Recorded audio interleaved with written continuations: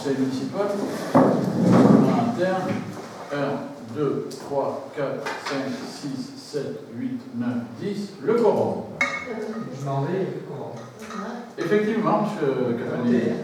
Comment? À noter. Mais vous avez tout à fait raison. Vous en allez, il n'y a plus de quorum. Et on est donc obligé de remettre ce conseil au... Mais vous avez tout à fait raison de le signaler. Ça fait partie des choses que... Comme vous le dites, une bonne esprit. De bonne composition. Et je vous en remercie. Remarquez, si moi aussi je m'en vais, il n'y a plus de quorum non plus. Donc nous sommes tous les deux de bonne composition. Bon. Bon, on peut donc ouvrir. Oui, on peut regretter. Hein. On peut regretter, on peut commencer par là, même si, en règle générale, en fin d'année, il vaut mieux qu'on trouve que déjà nous pleine de vertu pour les festivités qui s'annoncent. Mais on peut aussi regretter, effectivement, ces absences. Alors, il y en a quelques-unes chez vous, quelques-unes chez nous aussi. Des gens qui sont malades aujourd'hui, c'est la saison, c'est la période. On aurait, si ce quorum n'était pas atteint, on pouvait reconvoquer à partir de vendredi, enfin, un nouveau conseil pour mercredi, et là, le quorum n'était plus utile. Donc, effectivement, faire un conseil municipal juste après Noël et entre Noël et le 1er de l'an, ça peut en mettre beaucoup de monde, mais là, on pourrait le faire à 4 ou à 5, mais bon, je ne pense pas que la démocratie gagnerait beaucoup.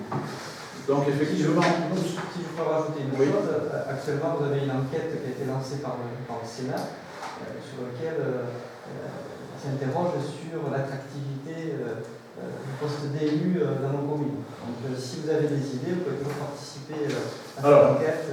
Alors, c'est pas à l'ordre du jour de ce soir. Mais on peut en discuter, et si vous voulez, on peut effectivement s'interroger, et le Sénat s'interroge, mais je dirais que la société entière s'interroge. Moi, je pourrais signaler qu'on essaie de prendre les devants pour former aussi des jeunes gens à la sensibilité de ce que c'est qu'être un élu, que ce qu'est être un citoyen et ce qu'est l'engagement. Peu importe avec quel étendard on veut y aller, l'important c'est de s'engager.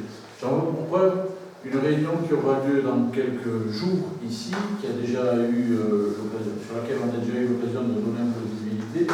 On a 19 jeunes du village qui ont participé à une enquête citoyenne. C'est bien ça? Si je m'engageais. Et si je m'engageais. Donc vous voyez, 19, on pourrait se dire c'est peu par rapport à un village de 2000 habitants. Si on le compare à ce qui s'est passé sur tout le territoire national, c'est beaucoup. Et les instances qui ont organisé, c'est une association qui a organisé ça au niveau national, elle est structurée, très structurée même, elle n'a pas de connotation politique, bien évidemment, ont été, alors je pense, désagréablement surpris de voir qu'il n'y avait pas une appétence formidable, mais ça, on le constate tous. Par contre, on a tenu à souligner les jeunes d'Aetz dans leur nombre et dans leur implication. On a eu la possibilité de récupérer les données de cette enquête. On a salué cet engagement et en tout cas cette participation au moment des fêtes d'Aetz, et on a offert une place de cinéma à chacun de ces 19 gamins à ce moment-là. Alors on n'en a pas fait une vitrine publique, mais je crois qu'on leur a donné de la main à la main. Et on compte bien voir si on peut continuer le travail avec eux pour peut-être réfléchir à effectivement ce qu'ils ont dit au sein de cette enquête, prendre en compte un certain nombre de ces éléments, et puis pourquoi pas confronter tout ça à l'aune des avis des uns et des autres pour que oui, mais ces jeunes d'aujourd'hui puissent être les membres du conseil municipal de demain, voire même le maire ou la maire du conseil municipal d'Aetz. C'est un peu dans cet esprit-là aussi que ça a été fait. Donc vous donnez l'occasion d'en parler. Je n'avais pas forcément eu l'occasion d'en parler beaucoup. Voilà. Bon, on va souhaiter à ceux qui ne sont pas là un prompt rétablissement. Et puis, en espérant les retrouver dès le mois de janvier ou de février, en fonction des conseils qui seront tenus, sachant que va s'ouvrir devant nous un exercice qui a déjà commencé pour certains éléments, mais un exercice constitution budgétaire, sachant que dans nos communes, ça passe par la commission finance, à laquelle vous allez être invité très bientôt, et qu'il n'y a pas, dans les communes de moins de 3500 habitants, je crois que c'est le seuil, 3500, de débat d'orientation budgétaire à proposer au sein du conseil municipal. Vous voyez peut-être dans la presse aujourd'hui les grosses collectivités qui débattent sur les orientations budgétaires. Nous, ici, on n'est pas soumis à cet élément-là, mais ça se fait au sein de la commission finance. Voilà, donc, je dois égrener, effectivement, et donc, ça va donner l'occasion de dire à tous ceux qui ne sont pas là, Laurent Juel, effectivement, a donné procuration à Ramucho Wiech. Bruno Sarowski a donné procuration à Françoise Ariag. Patrick Chéron a donné procuration à Joël Di Fabio. Lionel de la Félix m'a donné procuration. Marichou Labat avait donné procuration, Marty Corena, pardon, avait donné procuration à M. Labat, qui lui-même lui a donné à vous. On n'est plus dans la période Covid, donc on ne peut recevoir qu'une. Voilà, il y a quelqu'un du groupe qui s'est proposé pour avoir la procuration de Mme Labat, de Mme Marty Corena.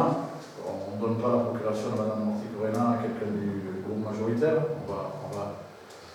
Voilà. Alba n'a pas donné procuration. Par contre, Nathalie souhaitait donner procuration et je crois qu'elle a donné un mari. C'est bien ça? Voilà. Donc oui, je vais pas noter au dernier moment. Donc voilà. Nous avons donc le quorum. Vous avez sous les yeux, alors c'est peut-être moi, mais ça se règle un peu, ou voilà. Les projets d'évaluation, elles sont principalement techniques et politico-techniques pour l'une en tout cas, mais qui a déjà été traitée en commission, à laquelle la commission urbanisme et aménagement du sol a déjà un peu donné ses orientations. Donc vous avez la précision du plan comptable de la M57, la décision modificative numéro 4, la décision modificative numéro 5, le versement d'avance sur le budget cimetière, le budget annexe cimetière concernant une décision modificative numéro 1, le relais, une délibération concernant le relais plus en face, une autre concernant la réforme de la gestion des logements sociaux, une autre concernant la modification du PLU, l'actualisation du plan de financement du projet de rénovation du groupe scolaire, on en reparlera très certainement, il y a quelques sujets annexes qu'on dévoilera ici, et le syndicat à la fibre 64 pour la protection numérique.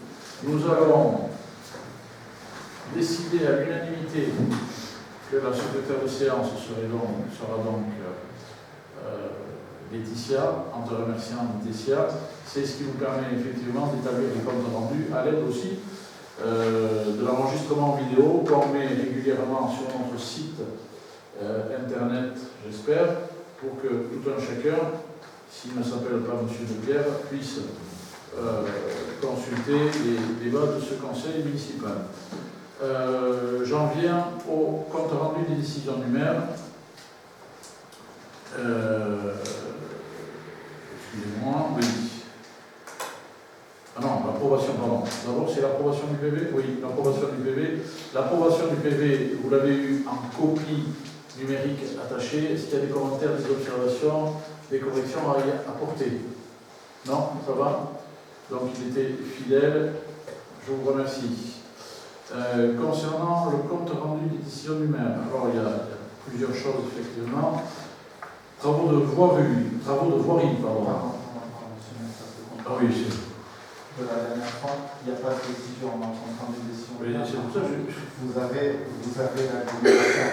Là L'agglomération, le rapport d'activité. Ah oui, alors celui-là il était très gros. Vous l'avez lu? Les uns les autres? Des questions sur ce rapport d'activité peut-être, M. Capelli? J'ai commencé à le lire, Oui. mais je n'ai pas terminé. Ah, 21 politiques publiques, 91 actions. Effectivement, ça fait des pages et du travail pour le rapport d'activité. Bon, on ne peut pas le lire comme on lit un roman, ça c'est clair. Par contre, quand on rentre par les politiques publiques, il y a un véritable intérêt à s'informer un tout petit peu de la puissance et de la pertinence, en tout cas, du travail de notre agglomération sur l'ensemble des 158 communes du Pays Basque. Je l'évoquerai pendant les vœux, parce qu'aujourd'hui, cette communauté d'agglomération prend un rythme de croisière. Alors, on n'a pas tous le même rythme, je l'ai encore évoqué la semaine dernière.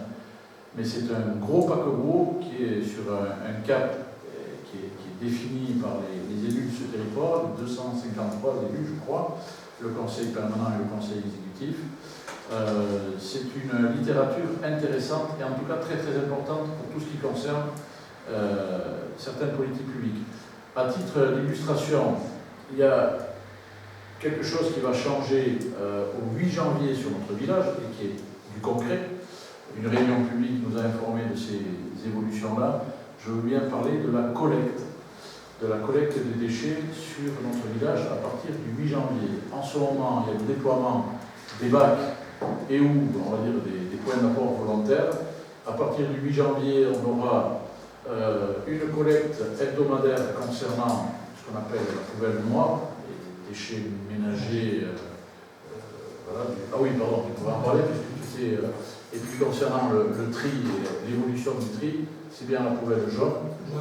Une fois tous les 15 jours. Une fois tous les 15 jours. Voilà. Il y a eu une réunion publique. Je ne peux pas dire combien de personnes il y avait, mais la salle était pleine en nombre de chaises. Donc ça veut dire qu'il y avait bien 60 ou 70 personnes. Enfin, je ne sais pas comptabiliser. En tout cas, une réunion publique très intéressante qui a eu l'occasion de poser beaucoup de questions. Alors je parle de la politique des déchets, mais on pourrait parler de la politique du logement, etc. On aura l'occasion de revenir sur tous ces sujets. Délibération numéro 1, c'est Joël Fadio qui va nous la présenter et elle concerne la précision du plan comptable de la M57. Donc le 30 août, le conseil municipal a acté le passage de la M57 à partir du 1er janvier 2024. L'objet de cette délibération, c'est de savoir est-ce qu'on utilise un plan comptable, on va dire, simple, ou un plan comptable développé, c'est-à-dire grosso modo, c'est le nombre de, soit on met 63, soit on met 63 et derrière on affine l'imputation comptable des dépenses comme des recettes d'ailleurs, afin d'affiner les analyses comptables et financières. Voilà, donc je propose au conseil municipal d'adopter donc un plan comptable développé afin d'affiner au maximum les imputations comptables. Question? Oui. Est-ce qu'il y a une présentation fonctionnelle? Les quoi? La présentation fonctionnelle. Fonctionnelle? Ah ben oui, en fait c'est de la comptabilité analytique. Voilà. Alors, plus en fait on met de chiffres derrière, on va dire, le minimum qui est de 2, on arrive, je prends pour l'exemple les recettes. On arrive avec la comptabilité à affecter une recette crèche différente d'une recette cantine ou centre de loisirs. Si on prend juste les 2 premiers, ça serait un fourre-tout en fait, ce qui rendrait beaucoup plus complexe ensuite le dépouillement et l'analyse de ces données. Donc si je mets à n'importe quoi, à 72, je mets plus nord, je mets à 72, 1 pour la crèche, un 2 pour le centre de loisirs, un 3 pour la cantine, etc. On sait exactement quelle recette est provient de la crèche, quelle recette provient du centre de loisirs, etc. C'est simplement faciliter l'analyse des chiffres. Voilà. C'est une transparence supérieure et une traçabilité plus importante, qui permet une analyse un peu plus fine quand il s'agit de prévoir les budgets, de les analyser, etc. Voilà.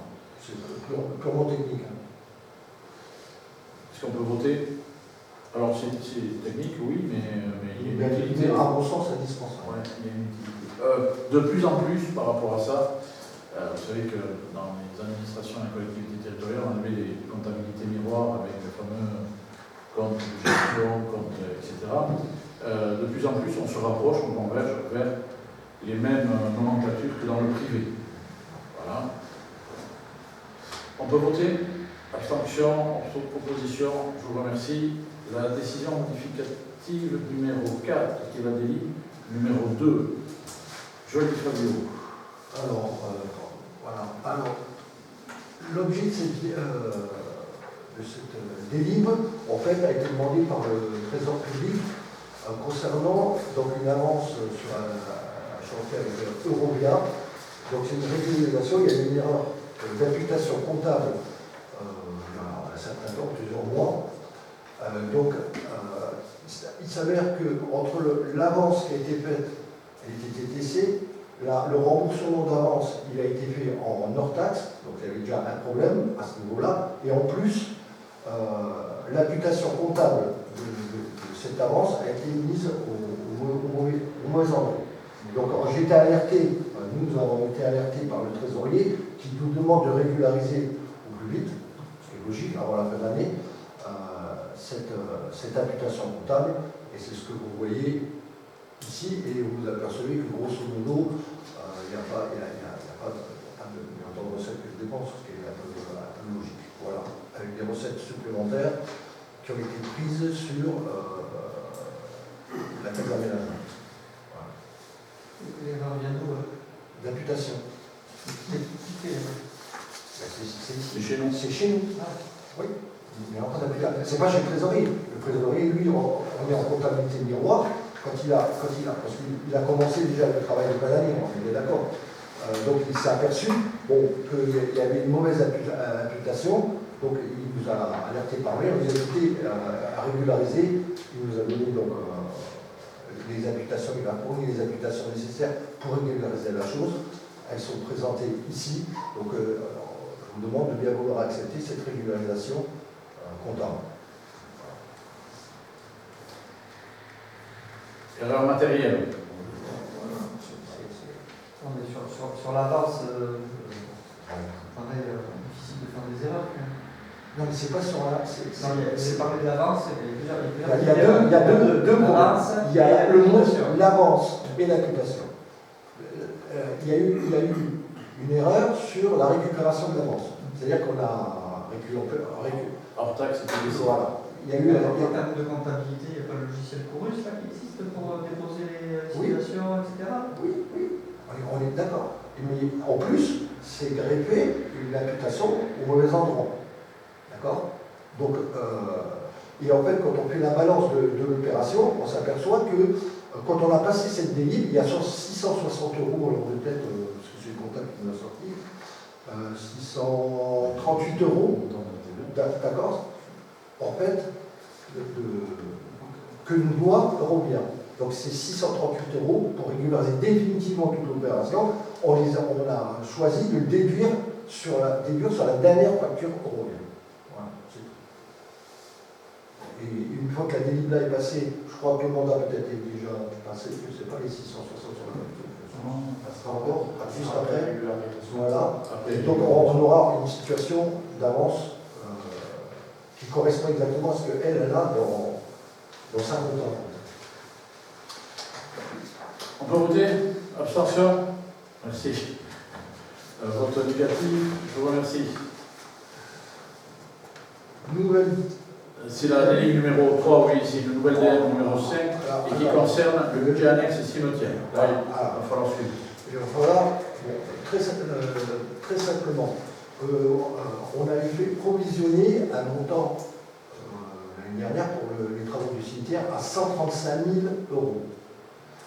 Il s'avère que la réalité n'était pas non plus à 135 000 €.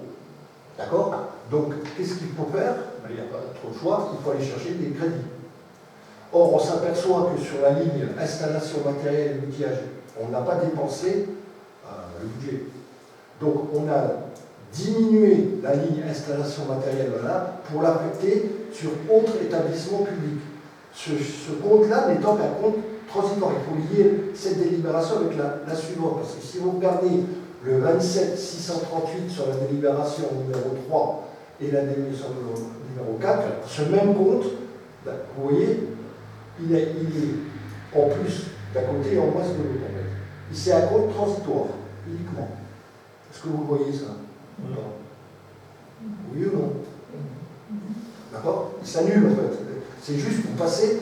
Donc, la délibération numéro 3, on diminue le budget de l'installation matérielle, on l'affecte aux autres établissements publics. On est d'accord? Donc ça, il faudra le voter. Et pour bien dire, on votera deux fois, on est d'accord? La délibération suivante, en fait, annule les 28 652 de autres établissements publics et l'affecte en recettes, d'accord, sur le budget annexe cimetière. Parce que là, dans la première la DM numéro 5, on est sur le budget principal. On est d'accord, hein. Alors que, et on vire sur la deuxième délibération, là, pas l'assurance, on vire sur le budget cimetière. Voilà. Ce qui est un peu plus logique d'affecter les sommes sur le budget annexe cimetière que sur le budget général. Sachant qu'on avait provisionné sur le budget général une somme pour les travaux du cimetière. Oui, mais vous ne pouvez pas le virer directement du compte installation outillage vers le cimetière. On est obligé on passe par un compte, on va dire, éphémère. Par ce compte. Voilà. Donc la première délit, budget principal, il manque des recettes, on les met en diminuant installation. Deuxième étape, c'est une même somme, on les affecte au budget cimetière. Voilà.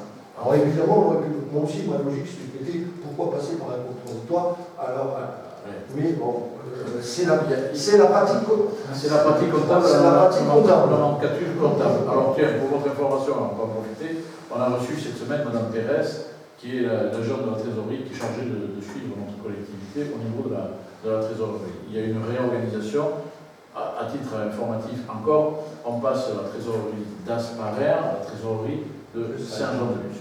C'est un côté un peu plus pratique pour ceux qui devraient se déplacer en trésorerie pour aller réaliser leur créance.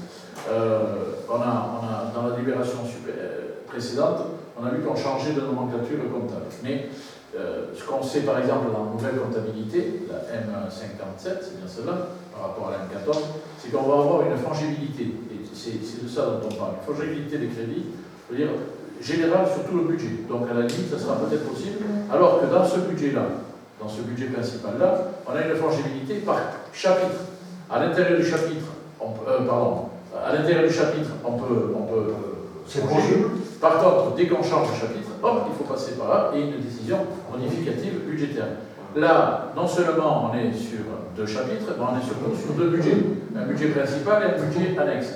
Donc là, il nous faut forcément trouver le... On a quand même un chapitre qui n'est pas fongible, c'est les charges de personnel. Oui, alors Ceux-là, ils sont sanctuarisés. Par contre, tout le reste est fongible. Heureusement.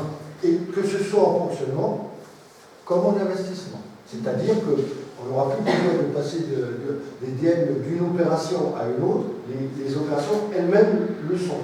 A contrario, apparemment, vous vous souvenez que dans les budgets, je mettais toujours Oui. ce que vous avez Dépenses imprévues. Dépenses imprévues. Ça ne sera plus. À partir du moment où il y aura fongibilité, cette ligne-là, elle a plus Et de nécessité. Parce que les dépenses imprévues, par définition, elles ne vont pas servir à autre chose qu'à une dépense imprévue par nature. Sinon, on est sur la limite d'une règle budgétaire qui s'appelle la sincérité.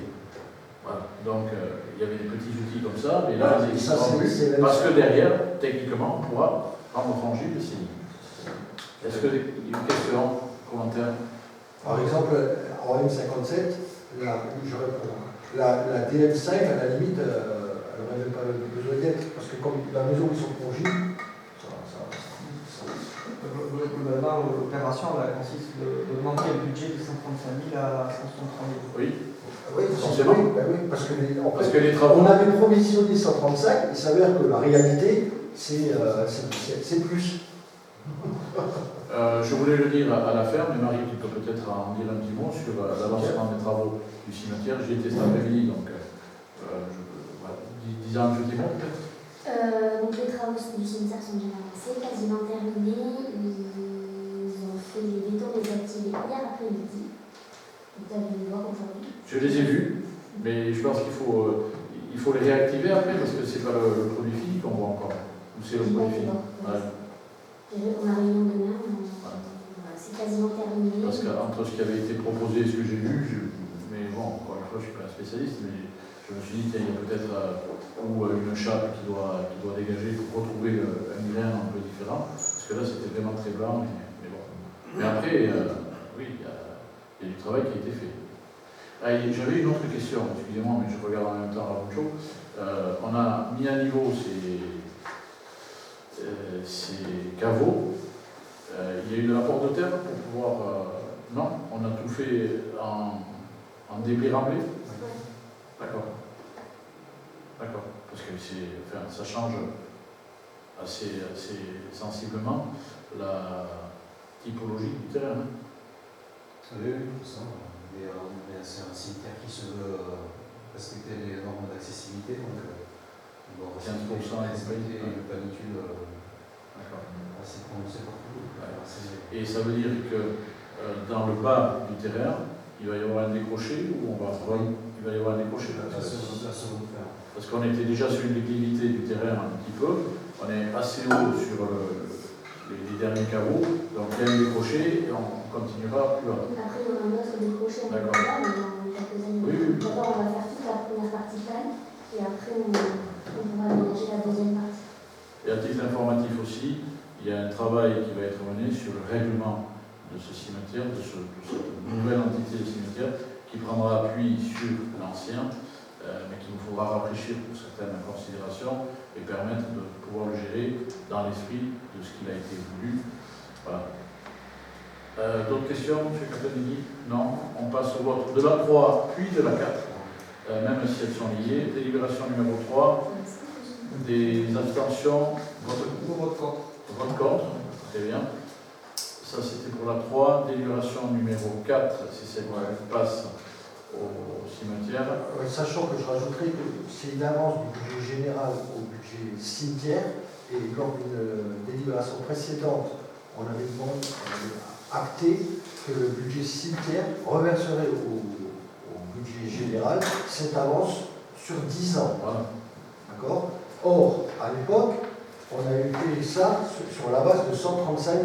Donc 135 000 divisé par 10, ça faisait un remboursement de 13 500 par an du budget cimetière vers le budget général. Or, comme les travaux sont plus élevés, le budget cimetière ne va pas rembourser, entre guillemets, le budget général de 13 500, mais de, vous l'avez, de 16 000, voilà.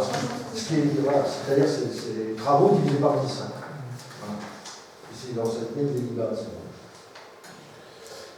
Il y a le délit numéro 4, donc on a expliqué du fondement et l'utilité. Abstention, vote contre. Merci. Avance budget cimetière. La délit numéro 5, la délit modificative. Budget annexe cimetière. Alors maintenant, on n'est que sur le budget cimetière. Voilà. Donc c'est toujours pareil, vous avez une opération qui n'a pas trop d'incidence, où vous avez des virements entre les sections de fonctionnement cimetière et les sections d'investissement cimetière qui sont données là, et comme par hasard, cette somme-là, c'est les 28 000 que vous avez vu sur la délib précédente. Vous vous apercevez que vous avez des dépenses en fonctionnement, des dépenses qui augmentent, vous avez des recettes qui augmentent. En réalité, zéro. En investissement, vous avez des recettes qui montent, des dépenses qui montent. En réalité, ça s'annule. Alors, c'est des délits qui sont... moi, je ne porterai pas de jugement là-dessus, qui sont purement techniques, d'équilibrage comptable, demandé par le trésorier. Donc, je vous les soumets telles qu'elles sont. Je vous demanderai donc de avoir accepté ces dépenses en fonctionnement à plus 28 652 et des recettes identiques en fonctionnement, et la même somme en dépenses et en recettes, en 28 652, côté section d'investissement. Vote contre.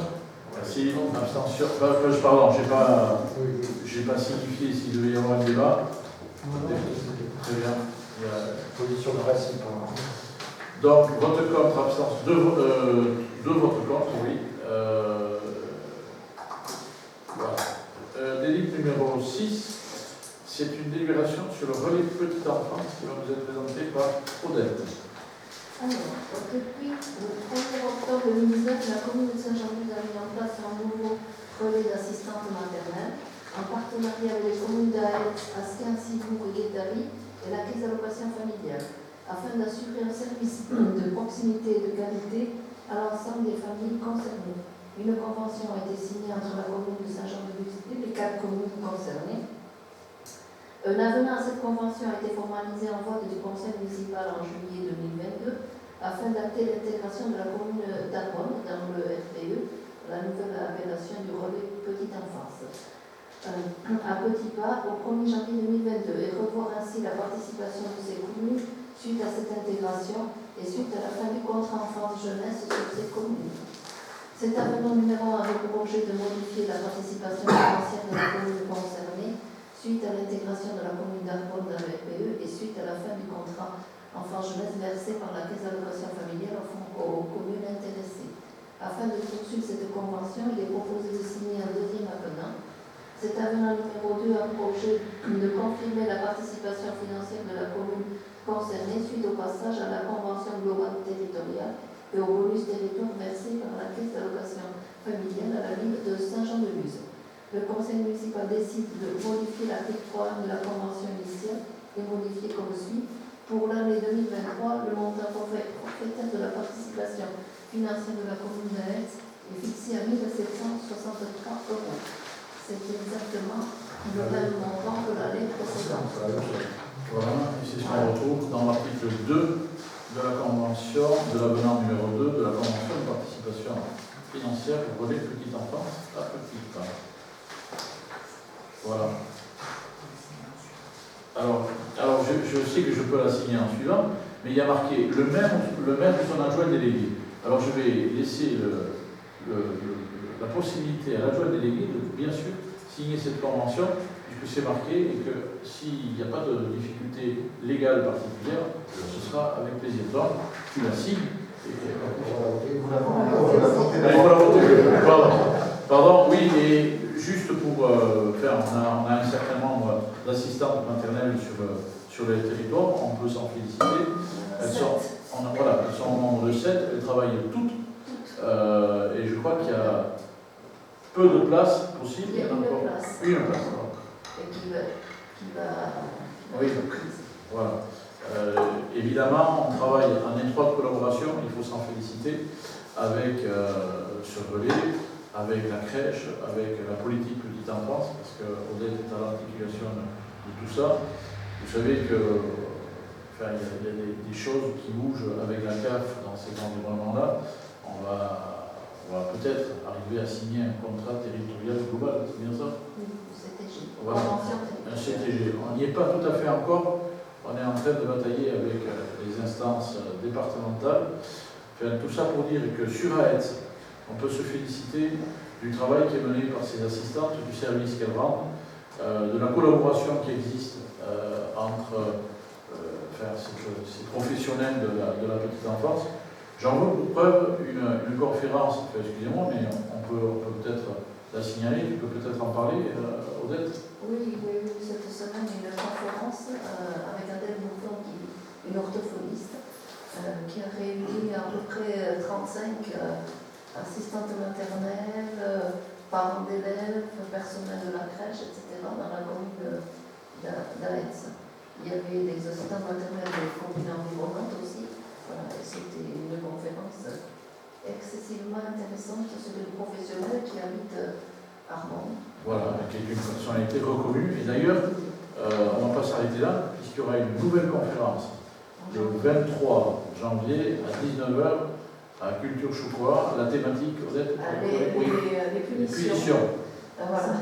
Les sanctions et punitions, c'est avec Sophie Schmacher qui est la référente sur la petite enfance.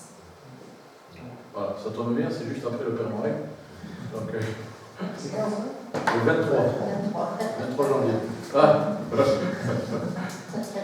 une formation en perspective.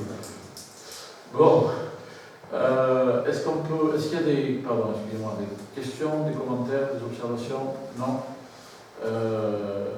Je peux, donc, On ne les a pas cités, ces personnes qui rendent service à la collectivité, mais je pense qu'on peut les citer. Il s'agit de Madame Chambois Gaëlle, qu'on a bien connue au sein de ce conseil, de Madame Cravana Emmanuel, de Madame Daribat Marie-Noël, de Madame Larroquet Olivia, de Madame Lelu Coralie, de Madame Rivaud Rama et de Madame Sauvagnier Virginie.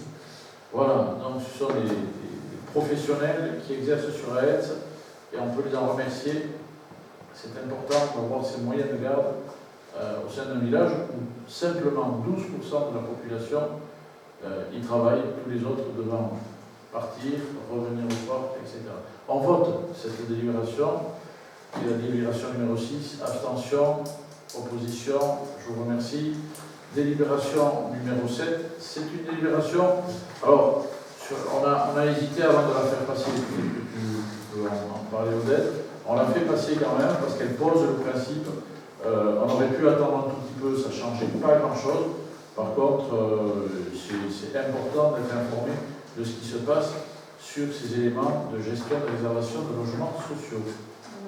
Alors bon, actuellement, la gestion des droits de réservation des logements sociaux s'effectue en mode de gestion en stock.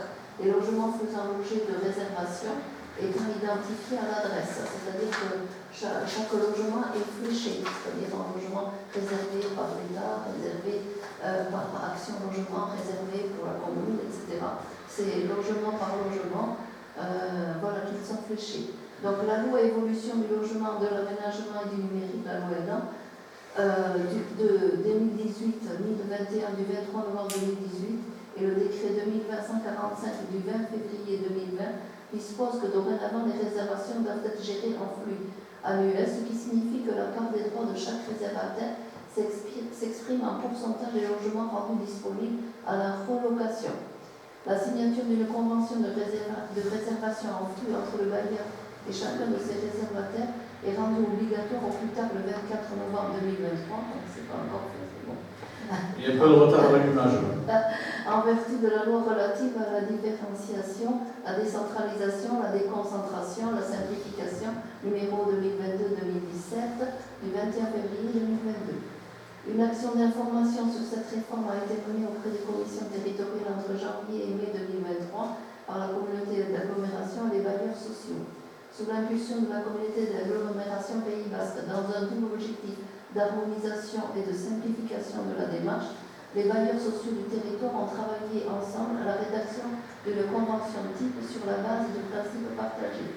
Dans le respect des dispositions réglementaires, la convention précise les modalités de mise en œuvre, logement concerné, calcul du flux annuel de la part du réservataire, principe d'orientation des logements. Elle est conclue pour une période de 3 ans avec effet au 1er janvier 2024. Son annexe fera l'objet d'une actualisation annuelle afin de tenir compte de l'évolution des droits de réservation de la commune d'Aetz.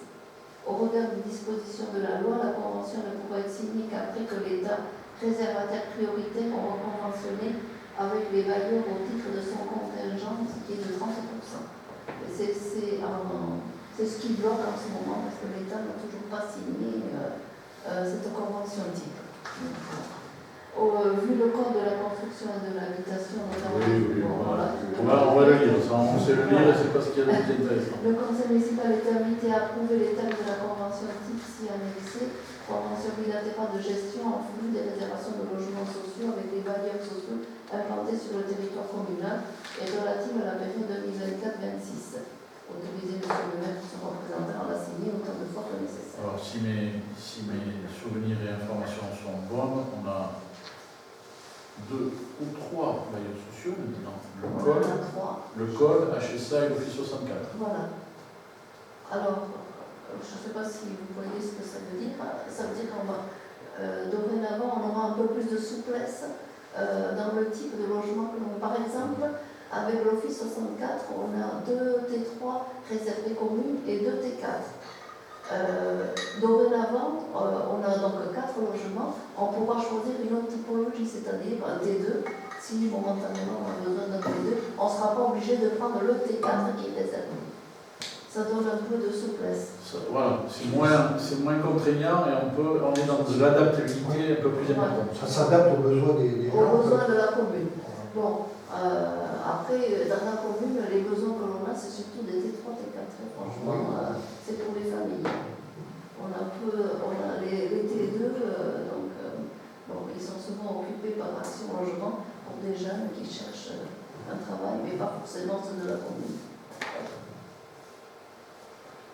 Non, je pense qu'on peut y gagner, mais d'où la nécessité de signer cette convention. Maintenant, il y a un peu de retard à l'allumage, on l'a évoqué tout à l'heure, puisque ça devait être avant le 4 novembre, mais on n'a pas reçu encore les conventions, les rédigées par les bailleurs opérants et ils ne peuvent pas le faire eux-mêmes parce que l'État n'a pas fait encore. L'État n'a pas signé. Parce que là, on parle des bailleurs sur le territoire, mais d'autres bailleurs sociaux extérieurs ne peuvent pas venir ici. Oui, bien sûr qu'ils Oui, peuvent venir. Mais, Bien sûr, et il faudra re-signer cette convention. Ouais. Oui, C'est une convention par bailleur. C'est important ce que vous dites, effectivement. Oui. D'autres bailleurs, il en existe d'autres sur le marché, en tout cas dans le paysage. Et s'ils sont opérateurs sur le territoire, mais il faudra aussi conventionner avec eux sur le volant de logement qu'ils pourraient mettre à disposition dans le rapport communal. Pour l'instant, c'est les trois principaux avec lesquels on communique aisément. Après, il y a des bailleurs privés aussi qui sont. Et la communication est compliquée. Ils choisissent leur candidat sans nous en informer. Alors, Odette est très présente sur ce sujet-là, avec son équipe de conseillers municipaux, j'en regarde certains, parce que vous recevez beaucoup de demandes, il y a des dossiers qui sont déposés, vous apportez un accompagnement au dépôt de dossiers, vous suivez ces dossiers. Odette, avec une autre casquette, siège, non, oui, siège, non, avec la casquette, avec la casquette de caisse d'allocation familiale. Voilà. Donc oui, elle est connue des opérateurs, elle est au fait des mouvements qui se passent. Et aujourd'hui, on est vraiment très très présent sur ce sujet. C'était une volonté de nommer une adjointe aux solidarités. La première des solidarités peut-être commence effectivement par celle de pouvoir se loger. Et à ce niveau-là, et notre PLU concourt à produire du logement social, on en parlera peut-être tout à l'heure, mais en tout cas être au plus près de l'actualité, au plus près des bailleurs sociaux aide particulièrement. Alors je crois qu'il y a un logement qui se libère très prochainement. Oui, il y a un T4 qui se libère à l'Office 64, mais il est réservé à Action Logement, à la résidence Château. Mais c'est réservé à Action Logement, on est bloqué. Donc si on n'a pas sur la commune, le candidat Action Logement, on est franchement bloqué. Le candidat Action Logement, c'est quelqu'un qui travaille par entreprise et qui voilà. C'est les entreprises qui versent 1%. Ouais. Et qui donc sont réservataires par elles-mêmes. On en a, il y a Carrefour par exemple qui verse, les grosses boîtes versent, mais franchement c'est compliqué avec Action Logement parce qu'il faut aller sur leur site, il faut s'inscrire. Alors nous, moi quand je reçois les gens, je leur dis adressez-vous à la plateforme. Bon, ils le font maintenant, ils ont la mécanique. Mais si je ne connais pas, si les candidats ne se présentent pas, ça m'est difficile d'agir en amont. Oui, mais aujourd'hui, on en entend parler, tu es identifié quand même comme la personne ressource. Voilà. Il y a un témoin qui s'est libéré aussi à la résidence Berpistea au Col. C'est une jeune femme d'Argonne qui a eu. Elle était à Action Logement, si elle cotisait Action Logement, qui a eu le T3. Là, j'ai pu agir parce que c'était la commune à côté. Voilà, ça m'a semblé important que ce soit elle, mais je n'aurais pas assisté à la commission, elle ne l'aurait pas eu. Voilà, c'est le genre de candidat qu'il faut toujours appuyer. Oui. D'où l'importance de signer aussi cette convention. Oui. D'autres questions, observations? Non? On peut passer au vote. Abstention, vote contre. Je vous remercie. Le cas du jour. Modification du PLU. Urbanisme. Ah non, il y en a deux PLU, pardon. Celle qui vient après. Une chose sur la modification du PLU, délibération qui va nous amener vers un avis qui sera retenu au Conseil communautaire au mois de février, je crois. C'est ça? C'est ça. Alors, ça va être un petit peu long, comme à chaque fois en urbanisme. Modification simplifiée numéro 1 du PLU d'AES à du Conseil municipal à l'adoption en Conseil communautaire de l'agglomération Chapitre 1. L'engagement du contenu du projet de modification simplifiée de la révision du plan local d'urbanisme de la commune d'Aetz a été approuvé le 20 juillet 2019 et n'a pas fait l'objet d'évolution.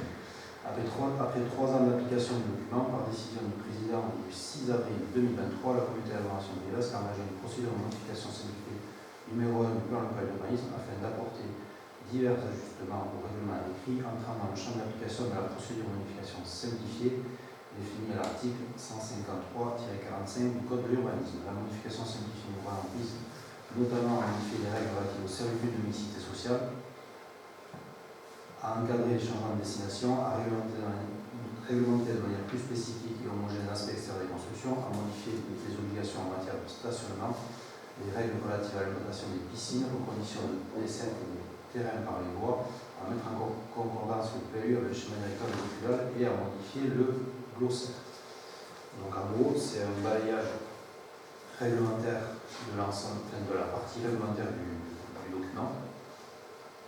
Parce qu'on s'était rendu compte au fur et à mesure de l'application sur les autorisations qu'il y avait des incompréhensions, des interprétations, des erreurs parfois qui avaient été faites dans le document. Donc c'est une mise à jour un petit peu de tout ça et quelques évolutions, notamment sur la mixité sociale et sur les panneaux photovoltaïques.